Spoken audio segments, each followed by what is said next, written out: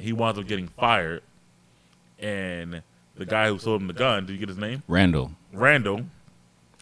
It doesn't take the blame and sold him out, as Josh said, as if he didn't give him the gun in the first place. And then when the cops find out about the gun, they go to Randall at the office, start asking about the gun. Him trying to protect himself, goes to Arthur's house. With Gary. With Gary, who's a diminutive clown as well. And Arthur decides, you know what? You never liked me. You sold me out. I'm at a point now where I just don't care. And he kills him.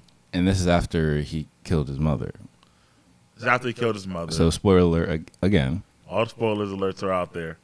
But that scene I'm referring to in particular because Gary, who was always nice to him, who I think kind of looked at him almost as an equal because Arthur had the mental issues, but Gary had the diminutive stature. Right. So they were both struggling in life.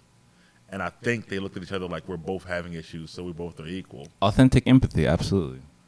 So Arthur, who's at this point, just doesn't care, actually lets Gary go.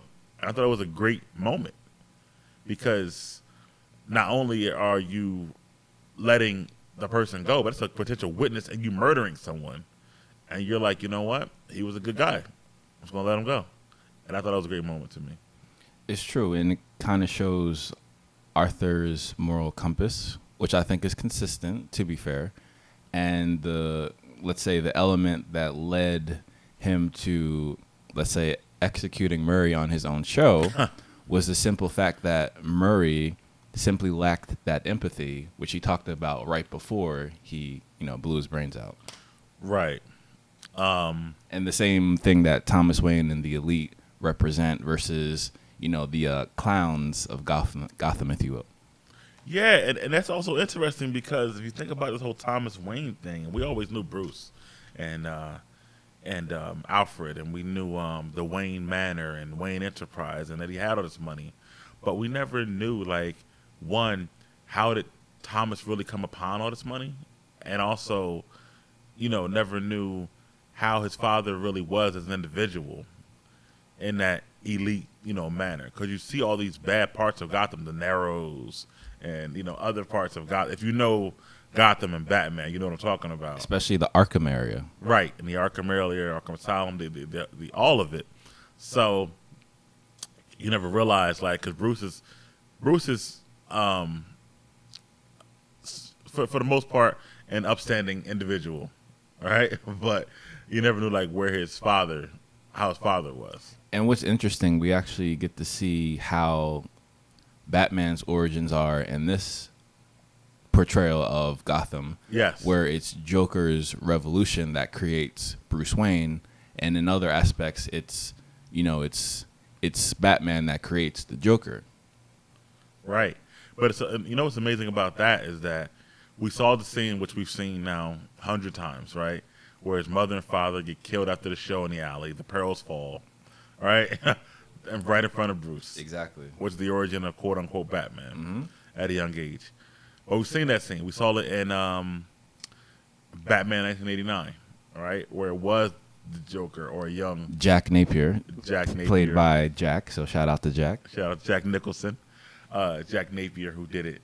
And several other movies. But... And that crime, led him to being Batman. Mm-hmm. But if we think about this film, and why the guy who wound up shooting them shot him, it's all the stuff that was going on in Gotham before that, and also the struggle between the elite and the poor. So when Jack Napier did it, right, was that the same struggle in other movies? Was that struggle going on? We just don't know. Right. So he always took the side of Bruce, I guess, and just said this criminal killed his parents. But it's like this background, which we never knew, and I feel like this movie kind of filled it in a little bit. That's fair to say. I would say in Gotham specifically, it's always been designed to have that, let's say, class battle with the extremely wealthy versus the extremely impoverished, because they're forced to go to crime because nothing, let's say things aren't set up. As we saw in this Joker film, social services budgets were being cut, which is actually happening now with the current president in the White House, which is interesting. 100%.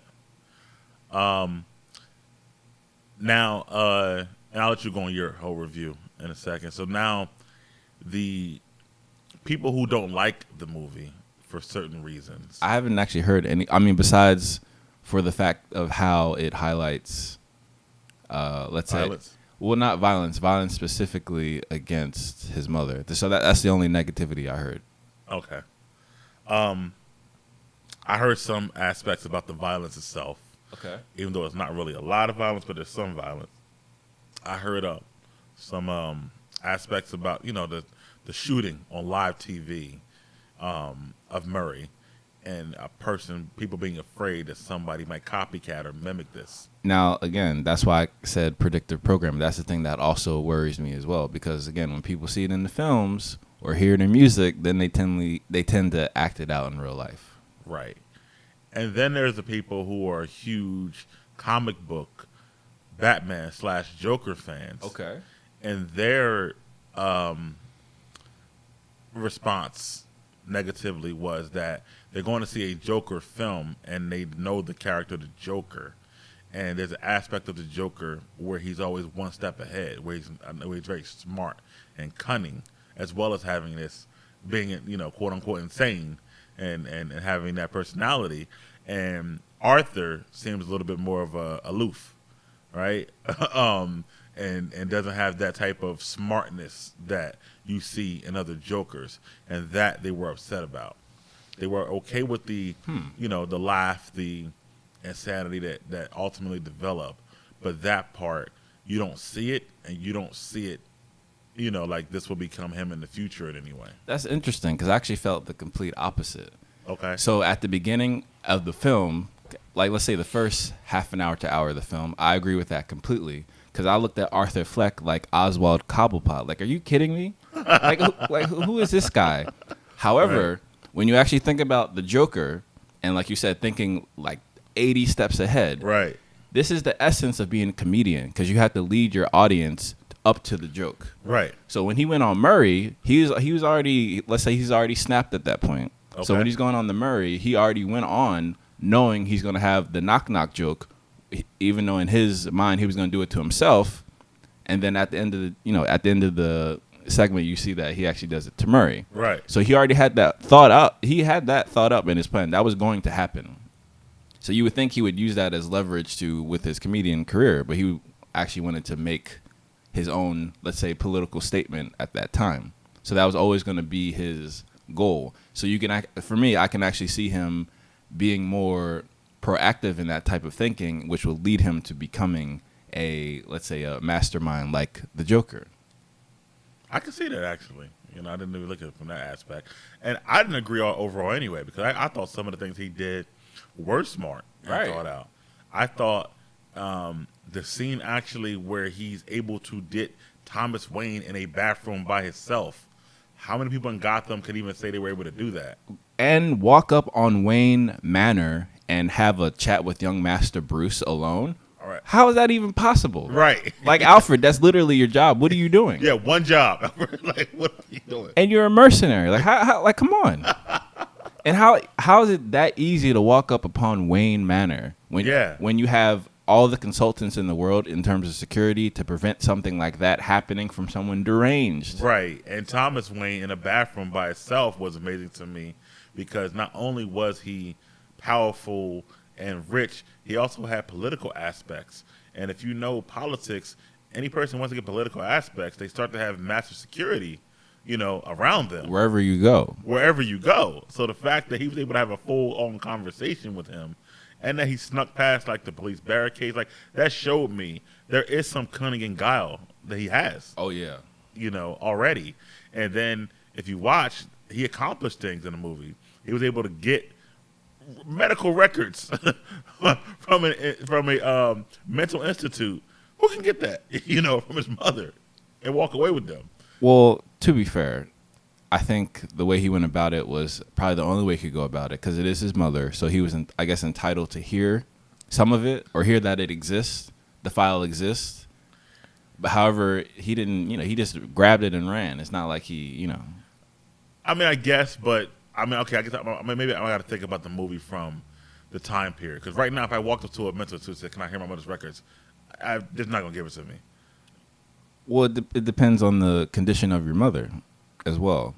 Because at that time, I would say that Penny Fleck was not in the mental acuity to even sign a contract to allow her son to have access to the files, simply because legally, if you have any, let's say, faculties missing in your consciousness, that contract is invalid. The signature is invalid. That's the whole aspect of power of attorney. Right, but she was, first of all, at that time she was in a regular hospital, not the mental hospital. And then secondly, when he went there, the guy, the security guard or whatever he was, I'm sorry, Brian Tyler Henry, who's a great actor from Atlanta, and I love all his work, by the way. Shout out to him. But and with him being a great actor, also, I'm happy he was in the movie. I thought he was a little bit underused though, but that's neither here nor there. However, when he went there, he started to read the records, and as he's reading it, he's like, "Yo, this is too much." And then he tells him, "I can't give you this. You need to come back with some sort of document." Right. So if you can't give it to me, you can't read it to me, medically speaking. Of course. From my history. So again, I mean, I guess it wasn't very something that was a huge plan, so to speak. But somehow he got the guy to read him records. That may be because of the time frame too. So, But besides that, I thought he was smart, and I could see how he can become the Joker and get smarter and smarter as time goes along. Because if Bruce is only 9 or 10, by the time they would clash, he would have to be Joker for 10, 12 years at least by then, and he'll be developed more, over time. It's true, and I guess for me, the one aspect that was perhaps too accelerated for me, I guess the one negative aspect that I'll have is how let's say the boiling point of Gotham, I feel like his actions were a direct cause of that, but it didn't feel that way, if that makes sense. So obviously him, again, spoiler alert, killing the Wall Street brokers, the bullies, the Wall Street bullies on the train, right? And then that apparently leading to the thing that unravels society, because then it really, pushes the poor over here and the wealthy over here. Like, okay, now we're actually at odds now over this one incident. But for me, at the same time, let's say from Arthur's point of view, I'm just surprised that he associated that with himself giving his mental ability. I think that though I think that was kind of, I guess, the straw that broke the camel's back, so to speak. I think it just was a microcosm of what was going on throughout the film. So I don't think that's really what pushed him over the edge, but it just was kind of that tipping point. But they were already halfway there, and I think it was because they were Wall Street bullies, and so what would be considered quote unquote elitist people having money. It caused the poor, who were already having issues with the elitists, to then come out in drones against them. And then when Thomas, makes a speech about it and calls them, these guys are clowns and all these things, when we're already at odds with you for what's going on in our city, just kind of made things worse. And again, I go back to the garbage strike, which was the elitists against the poor, and not wanting to pay them their wages or their benefits, which they didn't go into detail with. I'm assuming it was that. So when you take that and then take these Wall Street guys who are living it up, having a great life, I'm sure their garbage being taken out, right? That's what they're thinking. We ain't seen the garbage at Wayne Manor. Right. Exactly. I think that was just kind of the tipping point. Now, Arthur himself, he didn't think about whether they were elitists or not. It was that he was once again being bullied by someone. Once again, trying to explain that he has a condition where he laughs uncontrollably, but they're hitting him instead of listening. After he just got fired from his job for having the same gun that we're referring to. And I felt like he felt, I'm going to take the power back at this moment. And initially, you know, they were also attacking a young woman. So they weren't like the greatest guys in the world. Also, did you notice that when, let's say, the clowns arose, everyone started wearing clown masks? Apparently, the same woman in the subway was also the one in the cab that he smiled at. That was supposed to be a connection. Oh, really? I had no idea. Shout out to New Rock Stars, because Eric, Eric pointed that out. Shout out to Eric. Love New Rock Stars. I had no idea about that. That's interesting. And So, that makes yeah. a lot of sense. So my overall review, because we got a lot to talk about here, I gave it A+. I was riveted. I thought it was a masterpiece. I've called it that before. I'll call it that again. Not necessarily a movie where I would go back and see several times, but very thought-provoking. And just an overall, I left the movie thinking a lot and feeling like this was an amazing film. And I watch a lot of movies, spoiler alert. Right. So, and just my own curiosity, a follow-up question to that statement of the review, where do you put Joaquin Phoenix on the Joker Hall of Fame, or let's say Mount That's what Rushmore? we were talking about from the beginning. So, Joaquin Phoenix, I would still say, is second to Heath Ledger. Rest in peace, Heath. And don't get me wrong, Joaquin was amazing, only because in Heath we saw the full Joker, and which I started with. I'm coming full circle now. To me, he only became the actual Joker within the last 15 minutes of the movie. So, Joaquin Phoenix, we saw the evolved evolution of what he will inevitably become, so to speak, with the cunning, the guile, the craziness, the not caring, all of it. The first scene in The Dark Knight in the bank, it just does it for me, right? And that just like sets the whole film off. You know what I'm talking about. Well, you know, what doesn't kill you simply makes you stranger. Right. It's just an amazing thing. So, and I recently watched The Dark Knight again, which is, you know, years later, and it holds up, just to let people know. Which is currently still on Netflix, I believe. It is. Right. It is. Dark Knight and Batman Begins, but not Dark Knight Rises. But it holds up. I saw The Dark Knight 3 times in a movie theater. So As did I. One in IMAX as well.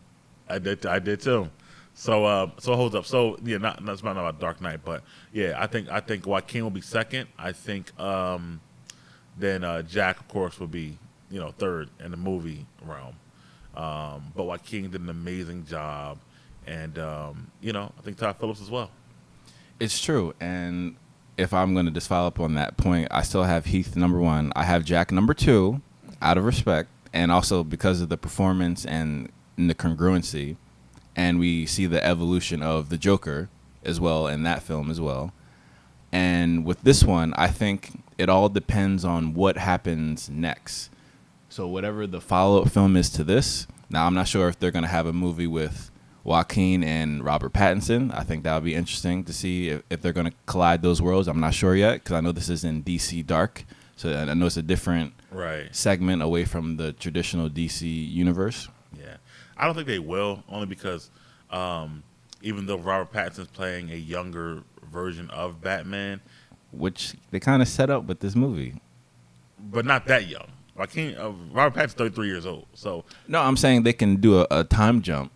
Right, but if they do a time jump from a 40-something-year-old Joaquin, then how old would Joker be at that point, right? So you got to think about that. But, you know, the makeup.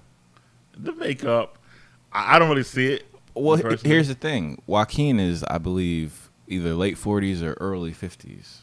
Right. And like you said, Arthur Fleck is what, late 30s, early 40s. Yes. So in terms of film and, you know, camera tricks and whatnot, I think they might be able to, because of the success, as you illustrated before, with simply the numbers, the factual numbers, I think it would behoove DC to get them on the screen together.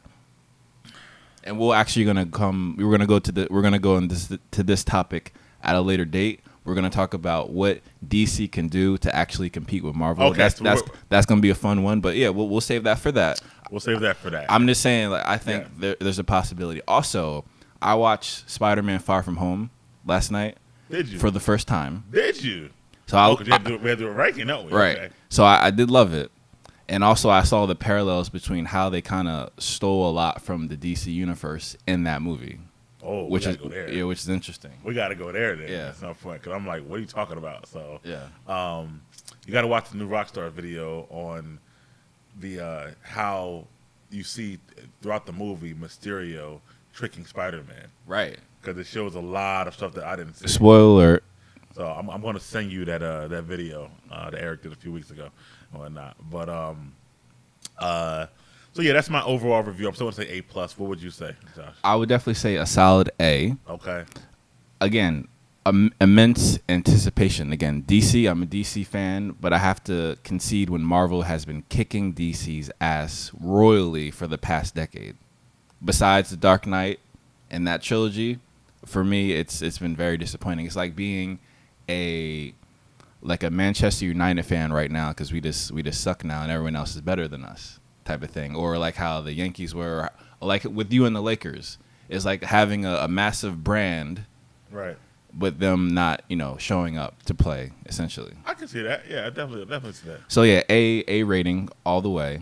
And again, the anticipation to see what they do next.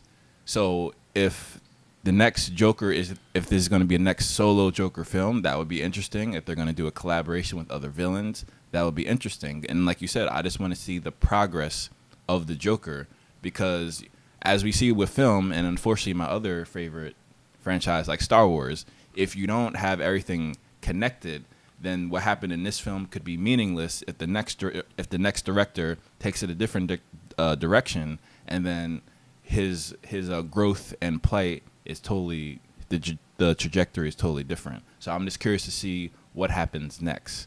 So this is the Joker's version of Batman Begins. So I'm curious to see what's going to happen next. So I want to keep it a Joker for a second before we move on to other stuff. So if nothing happens next, this is a standalone Joker film. Still gets an A.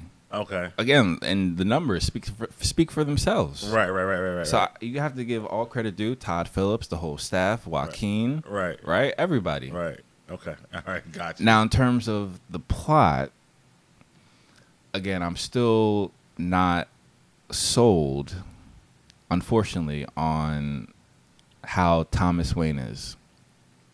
That's the only thing. Because even in the comics, he wasn't just this wealthy, elite who could be comparable with a modern day president, our modern day president. Our modern day president, yeah. He had a lot of humanitarian about him, and yes. In this film, he's not a doctor yet. He's not Dr. Wayne yet. But he dies in this film too. So. Exactly. So that okay for me that congruency. So now again, to show that young Bruce lose his parents in that way with that context. Now I feel like that has to lead into Robert Pattinson's role because now you have a Batman character who's now he's going to have his own daddy issues because now his dad was like that as opposed to being like that. So in Christopher Nolan, shout out to Christopher Nolan, my favorite director, and Christian Bale and Heath Ledger, that Batman universe, Bruce Wayne is the humanitarian. So Thomas Wayne is the humanitarian. So Bruce has a lot to, let's say, get out of the shadow of his father. Right. So even in this case, that's kind of the case because of his wealth from what he actually did and kind of ensued, or let's say he created by calling people clowns. It's like a bad taste in everyone's mouth. So I don't see any positivity with Thomas Wayne at all, and I don't think that's accurate in terms of comic book wise. Bro, honestly, I feel for you because I think you're looking way too far ahead. All right. I honestly don't think it's going to connect at all. I think this will be a standalone Joker amazing film. I think Matt Reeves has his own vision that he's had for years now. Nice. But if you remember, Ben Affleck was supposed to be in the Matt Reeves film at first. I knew that never was going to happen. Even though it didn't happen, but either way, that was in development for years. So Matt Reeves has had his own vision before this, which he's going to ultimately do. And I don't think it's going to connect at all. I think this will literally be a standalone Joker film with their Batman origin. But then we'll see Robert Pattinson with his own Batman, origin, so to speak. Similarly, of course, the shooting is always going to be the shooting right in the alleyway. But I think his father will have a different background. And also Matt Reeves, what I'm happy about that is that he's going to play on the detective part of Bruce Wayne or Batman, where in recent films, even down to the Christian Bale one, we don't see as much of that. And if people who don't know, Batman, Bruce Wayne, is known as the world's greatest detective. So for me, I put Batman in the same category as James Bond and Sherlock Holmes. Okay. In terms of being detectives, but also, let's say, action-wise. Right. So, but to be fair to the Dark Knight trilogy, right, Christian Bale did reverse engineer the bullet, which is some Batman detective tech. So this is why the Gotham PD always, seek help from Batman, the same way that the police always seek help from Sherlock Holmes, because it's above their pay grade. There's certain things and certain resources that they have that the local police don't. So for me, I still saw some detective, but I understand what you're saying. We didn't see as much that you would see in, let's say, the Arkham Asylum games that were on right. Xbox and PS4. Right. Neither would Michael Keaton's Batman, right, going all the way back, and that's a huge aspect of Batman. He started out in Detective Comics, so to speak. So, and it's funny, 'cause I have a friend of mine who always gets mad about that, about that title, World's Greatest Detective. He's like, who gave him this title? Like, he gets so mad about it, but I'm like, it is what it is, bro.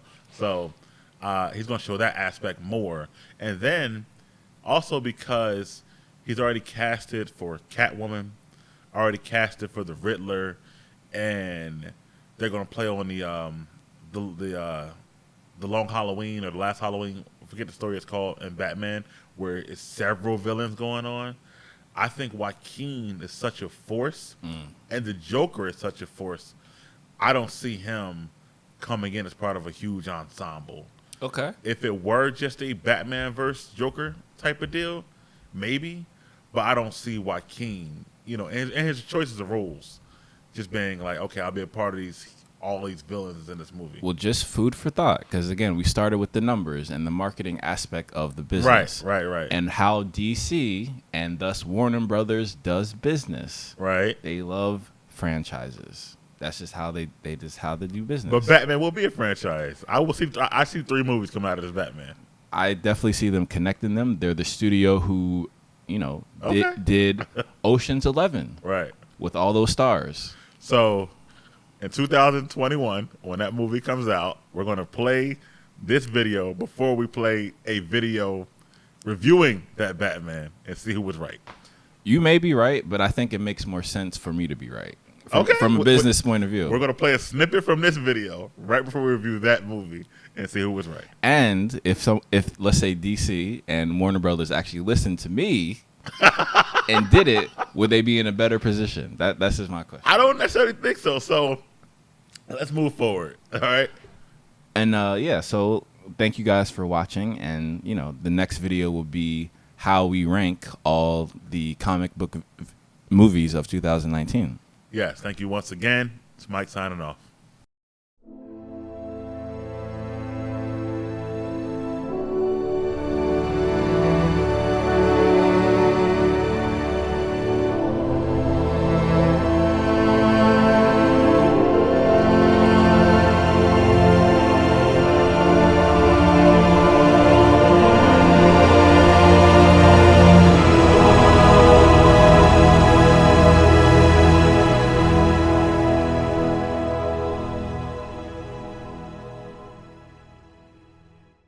But let's go.